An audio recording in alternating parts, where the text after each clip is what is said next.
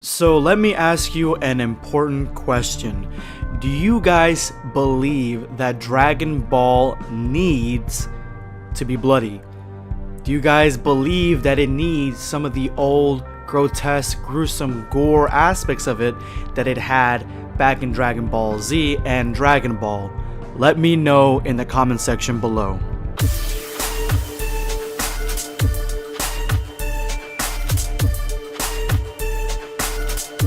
Know your place, worm. Prepare yourself. Damn Saiyan.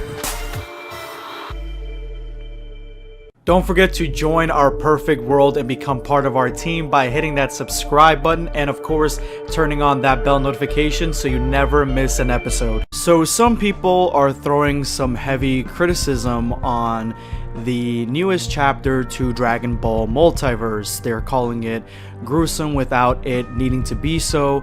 They are calling it over the top, grotesqueness, and basically saying that they overdid a little bit with the artwork. If you guys don't know what I'm talking about, I'm going to leave a link below to that chapter. You guys can go ahead and check it out for yourselves, but I will be showing some manga panels here of said chapter. And I gotta tell you, I reviewed it yesterday and I didn't see really anything wrong with it. Actually, I was praising it as a true return to form for Dragon Ball. And yeah, looking at these panels, you can kind of get the feeling that yes, maybe, just maybe, they went a little bit too much with the gruesome details, especially in this panel. I think this panel in particular is the one that gets the most criticism because Gohan literally obliterates Goku, or evil Goku's body, in several seconds, not even. And the pulverizing that his body takes is just so gorgeous. I don't know, I love it. And I'm not gonna be one of those guys that really jumps on the hate bandwagon with people being upset over some of this grotesqueness that we've seen in the newest chapter. I'm not gonna be one of those guys because I actually think that this was drawn masterfully. And if you had actual beings that were this powerful, which Gohan in this chapter is supposed to be shown as one of the most powerful characters left, besides Vegito and some of the other characters that got shipped off by Babidi, then they did a great job showcasing his true power. Gohan literally takes out Nappa, which is no great feat, but he does it in a very grotesque way.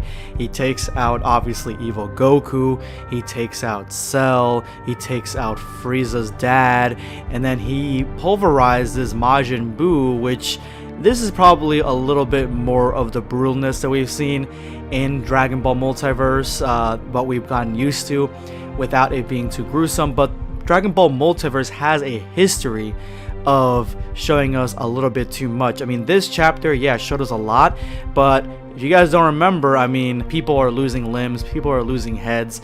So for me, I don't see a huge problem with this. I actually really like it. I feel like current Dragon Ball Super, even Dragon Ball Super Broly to an extent, really tries to shy away from one of the main tenets that I like in my Battle Shonen series, and that is battle damage. Now, I'm not trying to say that every anime or even Dragon Ball needs to be at the level of Dragon Ball Multiverse.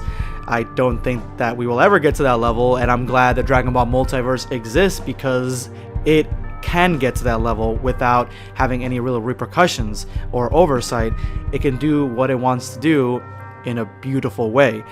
Other shows, other series with their producers or the target audiences, there's no way that they could get away with making things look like that. But Dragon Ball Z has had some extremely gruesome moments, and some of the ones that are extremely gruesome that really stick with you, they stick with you for decades. I mean, I still remember when Babidi made Spopovich explode. I remember that as one of the main reasons that I originally feared Babidi. I feared this new character as a magic user, and I know Moro's kind of a magic user, and he's sort of like a Babidi-esque character for Dragon Ball Super, except a lot more powerful.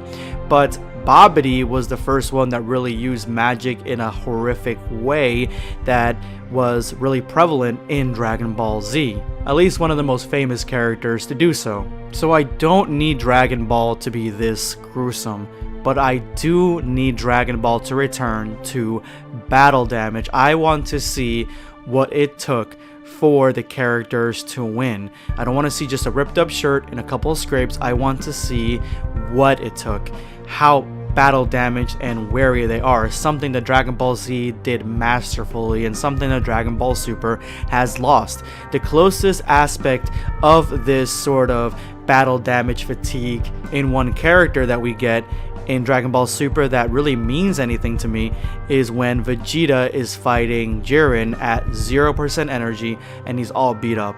He's not even bleeding, but he is all beat up, I give him that, and he actually seems like he took some really serious battle damage.